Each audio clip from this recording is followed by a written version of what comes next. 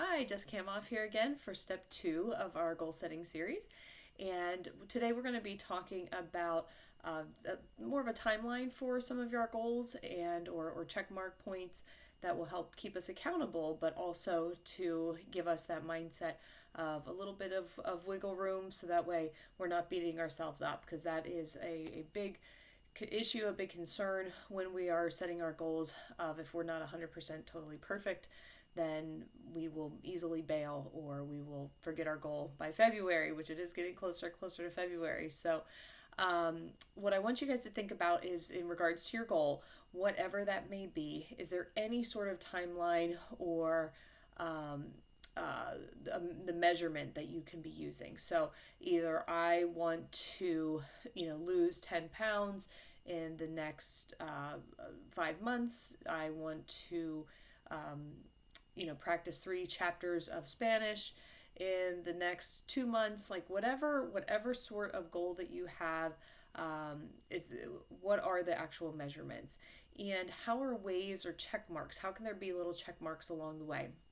If you want to run a 5K in 3 months, you want to make sure that at a month you're going to be able to run a full mile. At 2 months you can run 2 miles, like whatever the case may be. But now that you have the long-term goal, or you have the long-term timeline, what are some little checkpoints or little checks that you can add within that goal? And the next step to that step is actually putting it on the calendar, setting reminders on your phone, putting some other visual places that you can actually see, or little words of encouragement, little reminders. Hey, March 1st is going to be here soon. What do I want to achieve by March 1st?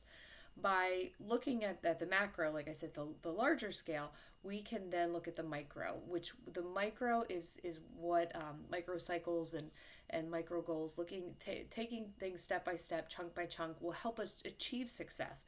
So at week, or I'll use a week, if at week 5 we are exactly where we want to be, we are on point, and we have achieved our week 5 goal, that little reminder, that little goal. But then come week 6, oh man, we fell off the wagon. We didn't stick to our goal, or we didn't stick to the plan. But now that I've added in that buffer, okay, let's hit it hard for week 7. Once you've added in those little check marks, those little checkpoints along the way, you won't lose steam. You might feel like, okay, I fell back a little bit, but now I know what I have to do to move forward. Sometimes when we don't set these little checks or even mini goals for ourselves, we will sabotage or just give up.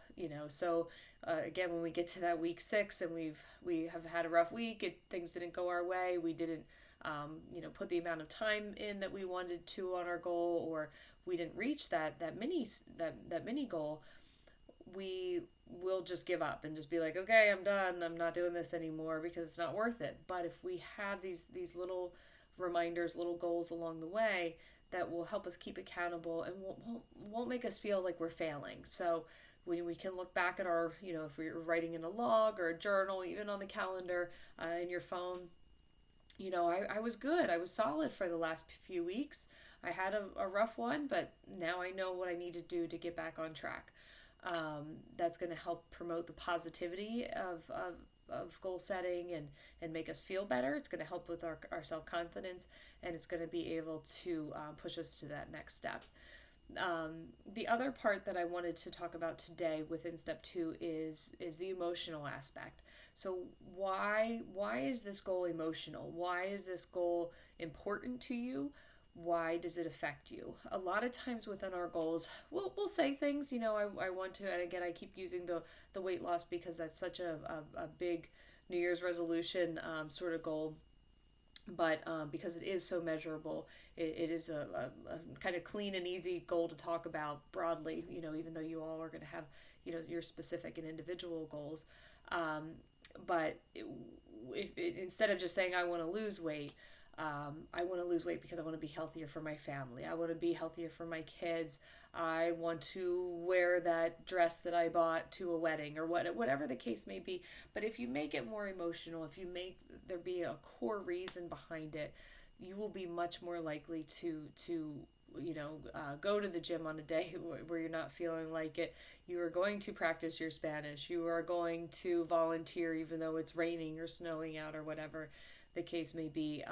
But you are going to push through, because the emotional aspect is going to be whatever, where your heart can also help lead some of your behaviors, and focus through the challenges, because there will be challenges along the way. We will definitely get to that, and talking about challenges a lot more further on in the series. But so for today, in summary, what is your timeline? Setting little goals along the way with some reminders, and then also why do you want this goal? What makes it emotional for you?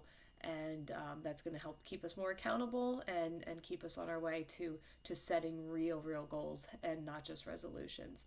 So any questions, or if you want to share how you're doing, please comment below. And until next time, see you for part 3. Thanks.